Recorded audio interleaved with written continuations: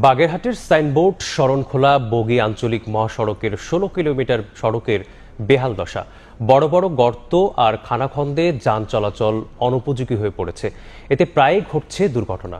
দরপত্র আহ্বানের মাধ্যমে শিগগিরই সড়ক সংস্কার আর প্রশস্ত করার কাজ করার আশ্বাস নির্বাহী প্রকৌশলীর। আলী আকবর টুটুলের তথ্য ও আমিনুল ইসলামের ছবিতে রিপোর্ট। কার্পেটিং উঠে সৃষ্টি হয়েছে খানাখন্দ, হেলে দুলে ঝুঁকি নিয়ে চলছে যানবাহন। বাগেরহাটের সাইনবোর্ড থেকে শরণখোলার বগি পর্যন্ত আঞ্চলিক মহাসড়কের দৈর্ঘ্য ৫২ কিলোমিটার। এরই মধ্যে দীর্ঘদিন সংস্কারের অভাবে বেহাল দশা আমরাগাছিয়া কাঠের পুল থেকে তাফালবাড়ির শাম ব্যাপারীর বাড়ি ব্রিজ পর্যন্ত ১৬ কিলোমিটার অংশের। সৃষ্টি হয়েছে ছোট বড় অসংখ্য গর্ত।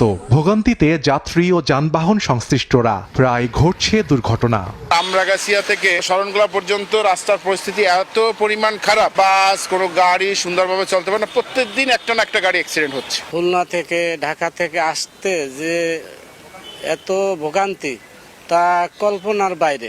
একটা গাড়ি ক্রস করতে পারে না, আর একটা গাড়িরে গাছের সাথে বাইজে যায়, গাড়ির সাথে বাইজে যায়। সারাটা রাস্তা ভাঙ্গাচোরা, সিঙ্গেল রাস্তা। আপনার মোড়লগঞ্জের পর থেকেই অনেক সমস্যা। গাড়ির স্প্রিং পাতি ভেঙে যায়, তারপর চাকা বাস্ট হয়ে যায়, গাছের লাগে বাইজে আমার সাইড গ্লাস ভেঙে যায়, সামনের গ্লাস ভাঙে যায়, পোল্ট্রি খায়, তারপরে গাড়ি ভাঙ্গি চুরিয়ে যায়, আমাকে রিজিকের উপর পরে।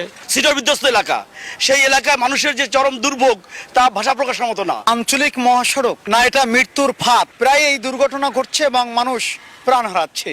এই দায় কে নেবে? তবে শীঘ্রই এ বিষয়ে ব্যবস্থা নেওয়ার আশ্বাস সংশ্লিষ্টদের। ইতিমধ্যে আমরা সড়কের যে আমাদের দায়িত্বরত কর্মকর্তা তাদের সাথে বলেছি, তারা তাদের মেইনটেনেন্স থেকে এটা করবে। ৭ থেকে ৮ কিলোমিটার আমরা প্রশস্তকরণ করবো, আর ৭-৮ কিলোমিটার এটা আমরা সারফেস যেটা ক্ষতিগ্রস্ত হয়েছে কার্পেটিং, এটা আমরা মেরামত করব। প্রকল্প যেটা আমাদের দাখিল করা আছে এটা অনুমোদন হলে তখন একটা পুরো রাস্তাটা একটা ইউনিফর্ম যে প্রশস্ততা উন্নীত করা সম্ভব। বাগেরহাটের সাইনবোর্ড শরণখোলা বগি আঞ্চলিক মহাসড়কে প্রতিদিন প্রায় ৫,০০০ যানবাহন চলাচল করে।